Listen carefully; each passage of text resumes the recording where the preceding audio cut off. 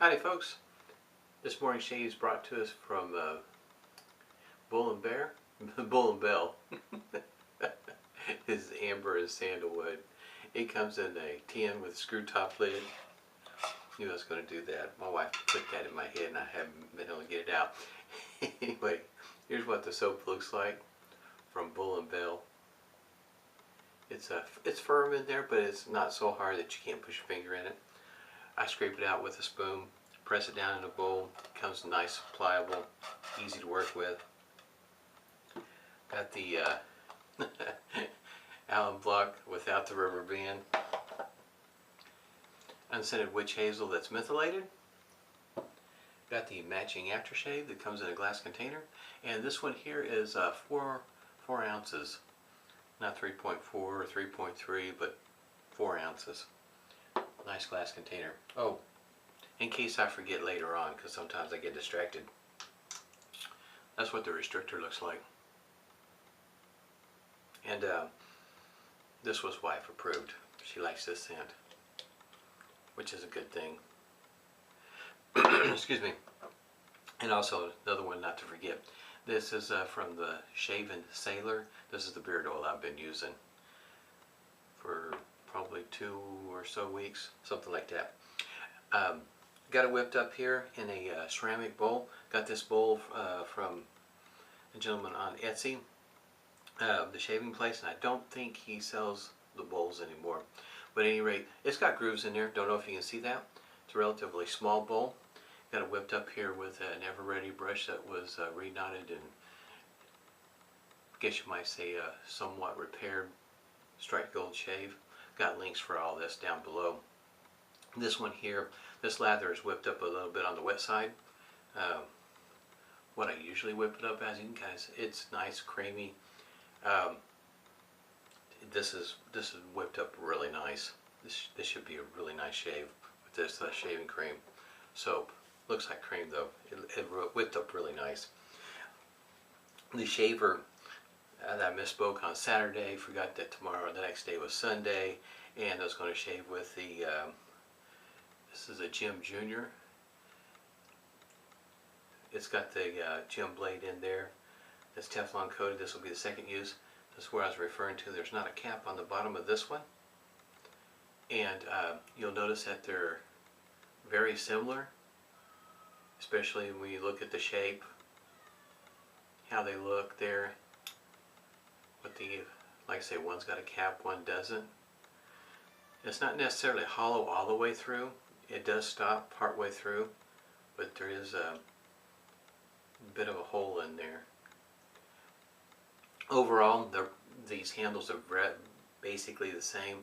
I did find out that down here at the end, they're about 7/8 of an inch in diameter, which is, you know, darn near an inch. The best I can tell with this one here is the treat. I don't know if you can see the difference right there. One's more of an open comb than the other. This one here reminds me more of an R41 type open comb, but usually this sort of thing will be referred to as a safety bar. And this one here, I guess you might say for gem purposes, this is more the traditional open comb. From what I've been able to find out about these, Treat, as it goes for hardware, I think in '38 is when they started making these, and then in 1948 American Safety Razor and Treat, in other words, Treat went to American Safety Razor, but and as you can tell, it also says Treat on the inside, made in USA. So I'm not for sure, but I'm kind of leaning more towards this might be a newer than 38. That's what I'm thinking. I'm not 100% sure. It's really hard to tell because unlike the, I'm going to go ahead and take the blade out of here. This Jim Jr., it'll also say Jim on the inside, Brooklyn, New York, and all that neat stuff there on the inside. This one here just says Made in USA. So I'm not real sure. These sort of things are not the easiest to, like you say, pick out the time period, as well as the, just drop my towel. not only what year, but also how much of your shaver is, I guess you might say, original. In other words, did this part here get swapped out with the handle, all that sort of thing. Not an easy road to travel trying to figure these things out. And to me, the easiest way to do this sort of thing, if you're starting out with a single edge, Jim, Everready, Star, all those shavers there, single edge, as it goes for trying to make sure that the handle, the head, the case, if you got one, how much of that's going to be correct or not, is going back to the, my opinion, the advertisements. The advertisements will give you a very good idea what came out with it at the time. These are relatively inexpensive when it comes to buying. Usually you can find these shavers, depending on the shape that they're in, you can find them somewhere around the neighborhood of $20, $25, just depending on whether it comes with a case, condition of the shaver. You might find some of these shavers that are not, in other words, a lot of plating loss, but as long as everything else looks good to go and you're just starting out, I wouldn't worry too much about the plating loss. You might find that the shaver works well for you. You may find that you don't like it at all. So I wouldn't, spend a whole lot of money starting out. And these are pretty inexpensive way to go to start out on something, to figure out whether you're going to like the shaver or not. Because these blades are limited. There's not very many single edge blades to be choosing from out there. So that is something to keep in mind. That's the reason why I wouldn't spend a whole lot on your first shaver. And if you're a little concerned about how these are made, the spring, in other words, whether they're strong enough to hold the blade in place and so on and so forth, might go with a Jim Micromatic. It's a twist open single edge that is, I really enjoy the heck out of them. I think the design, considering that these were started out in late 20s, maybe early 1930, the first Jim Micromatic. I think the patent is 1929, then they were made in 1930 or something like that. Anyhow, take in consideration how long ago these were designed, these Micromatics. I'll be shaving with them pretty soon. They're pretty nice shavers. Just really enjoy the heck out of them. As it goes for the single edge, excuse me, that might look like more like a lather catcher. It's up to the individual, because your mileage may vary, whether one shaver is more aggressive than the other when it comes to ones that look like this with the flip top. Excuse me. I would say there's a Jim, I think I'm pronouncing this correctly, Damaskeene. You'll probably pay a little bit more for that one, because most folks, if they know what they got, those shavers are, might be considered a little bit more on the milder side. I do have one of those, and I'll be shaving with it on camera, because it's a pretty smooth shaver. It's really nice.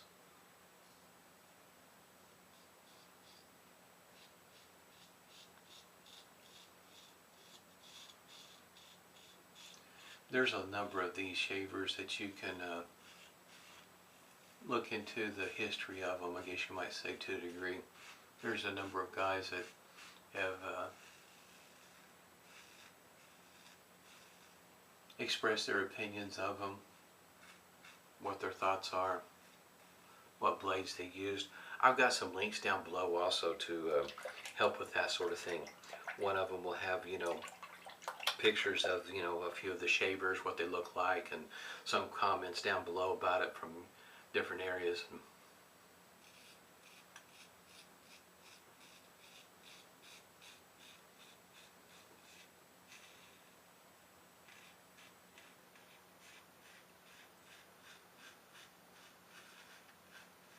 For me, these were the easiest to get started in collecting and learning which ones I thought I liked better than others. I like all of them. I haven't found one that I haven't liked just yet. These are, especially with this handle, really easy to hang on to.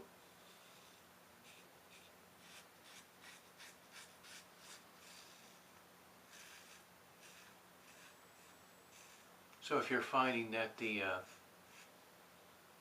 smaller handles are troublesome to you, don't particularly care for them, might try to hunt down one of these with the big plastic handle.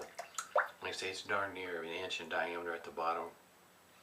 Most of the weight's at the head, and it doesn't seem to throw the balance off any at all, in my opinion, because of the way you're holding the shaver to begin with. The Micromatics, in my opinion, the Flying Wing, or the one with the bullet tip, is probably the milder of the shavers. If I remember the order that these came out in, it would be the Micromatics that came out with the open comb first, then the clog proof, and then the Flying Wing. And oddly enough, even though the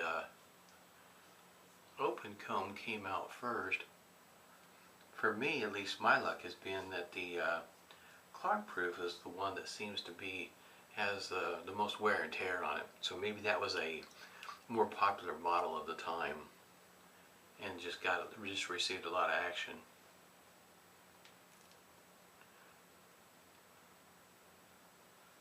But those twist opens are,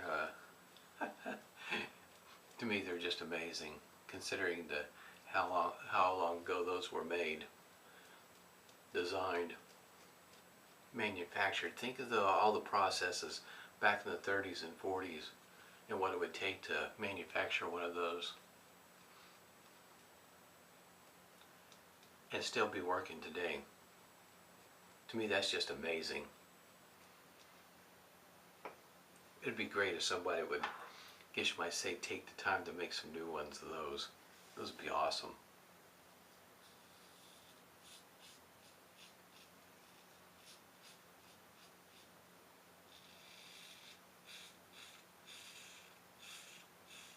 You'd almost have, I mean, to me, I'd almost, at least knowing what I know today, I would consider those darn near like Cadillacs or Mercedes, you know, top of the line. Just awesome shavers. The only thing I don't know, and it is something to give in consideration, in other words, you always wonder what happened to the shavers. To me, there's some important factors. One is the blade of the day. Back then, how sharp was the blade compared to how they are nowadays? And then, of course, then the other part of it is the quality of the soap. This soap's pretty nice. Later on, I'll talk about how I lathered this up and what I'm looking at when I lather it up. Like bowl lathering. I learned more about the soap there than bowl lather.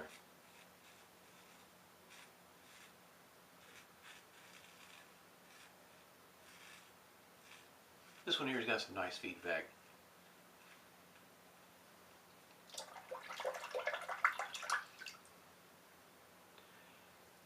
I love shaving with these. These are so much fun.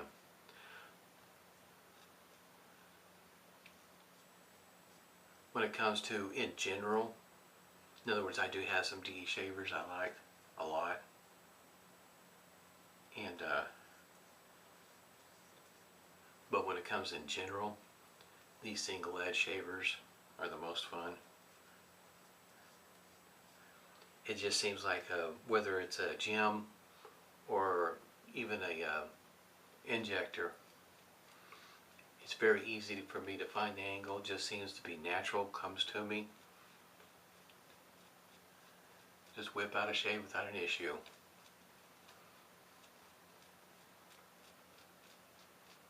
Kind of tell that it's drying out just a little bit, so it wasn't all that wet. But boy, there's plenty enough. I could do a whole nother 3-pass shave though in there. Lathered up pretty nice. I can hear it in the brush. There's plenty of lather in there. On Facebook, got to talking about Williams mug soap. So a flasher like this one. Spencer was in on it too. It's kind of funny. I have a story about Williams. I'll save it for a day when I here pretty soon. I have to break out the Williams again. The anyhow, talking about lathering up Williams mug soap, and everybody has, you know, their way of lathering. For me, it's my process is probably a little bit different than others, but I use that same process with how I lather in a bowl.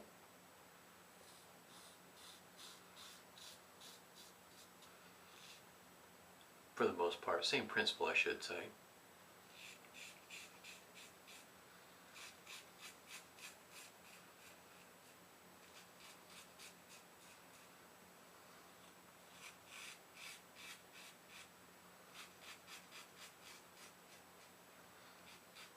If you can find a Damaskeene, and if this is something you're interested in, whether it comes with a case or not, might give it a try. You might be surprised on how your shave goes. I remember my first shave with it, I was like, wow, this is different. I can see why everybody's after these. There's a book. It sells at different places, and one of these days I'm going to go ahead and get one. Talks about the history of safety razors. Runs about 40 bucks. And if you search online, it seemed like eventually I finally got to the page where it would pull up some information, and looking at the pictures that they have from the patents and so on and so forth. Just for me, I like history, and that was really cool to be able to find some of the fit pictures, and found out a little bit of information about Tree, the hardware, when this particular shaver, the street shaver, came out, when American Safety Razor bought them out, and how they continued on using the name for a while. And that didn't give me a whole lot of information how long or anything quite like that, but it did give me enough information where I would be able to understand if mine was, my shaver wasn't made back before American Safety Razor bought them out. So it did give me some ideas. Wow, I got soap everywhere this morning. It's a sign of a good shave, isn't it? It's having a lot of fun. Before I get too carried away, I'm going to go ahead and get started with the alum block.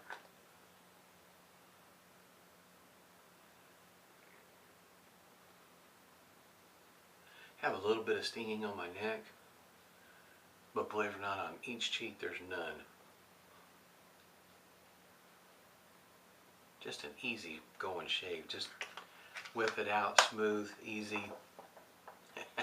It's the way they ought to be, right? The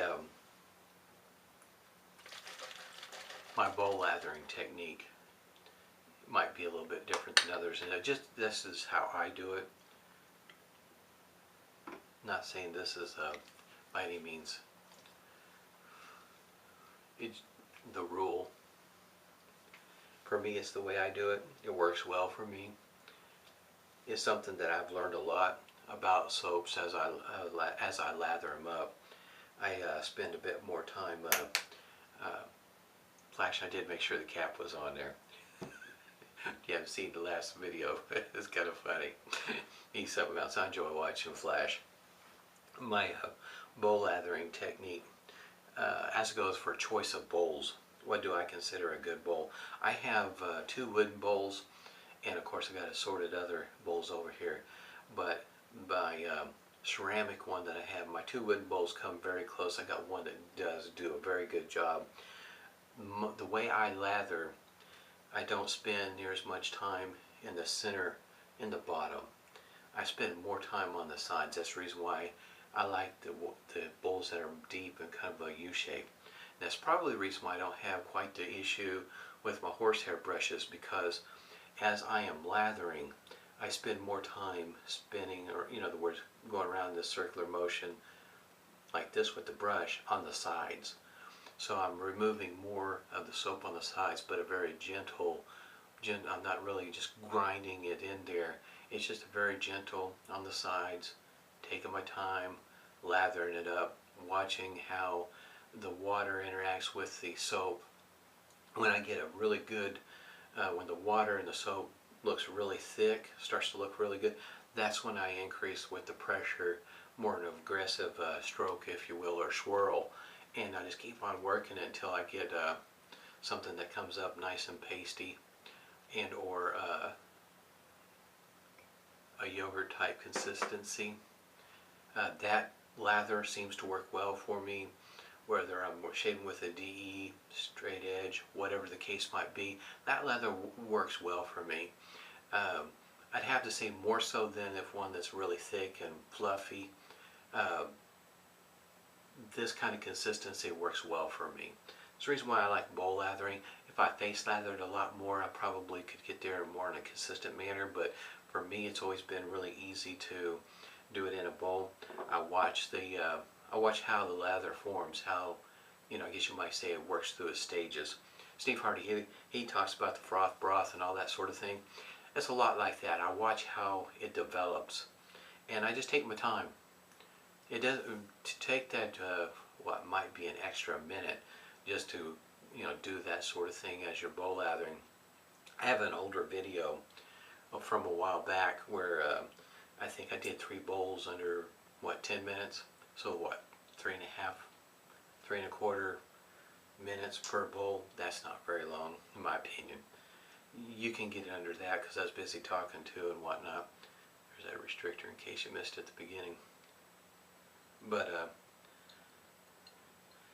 this lather here whipped up really nice. After you lathered a number of soaps in the bowl, whatever your favorite bowl or bowls are, you'll start to notice how they lather up, how they start to form. You'll start to pick up on that sort of thing, and whether or not this soap is going to lather up the way that you like for it to be. Been able to tell a lot, learn a lot from bowl lathering. This is a nice scent. I'm not the biggest fan of sandalwood by any means. Leah's got one that's got sandalwood and oak moss in it. Boy, that one there is just awesome. I really like that one. Quite surprised. Thought, well, I'll try it. Thought it'd be more I like it because of the cream, which I do, but the scent is really nice. This one here is a different, it's a different take on the sandalwood. I think it's the ambers what does the trick on this one. It's got a few other on the notes in this. I got the description. You have to look at the stuff down below. Ask Manny, don't trust my nose. That one there was, that's a good one. That's a nice story. Anyway, I had a great shave. I hope everybody does have a great Monday. The day here in the States is Labor Day. And I'm going to go over to my parents, move some furniture around, have lunch and whatnot. But it's going to be a good day. Got a great shave in. Hope everybody's doing well. Stay safe and smooth shaves to you.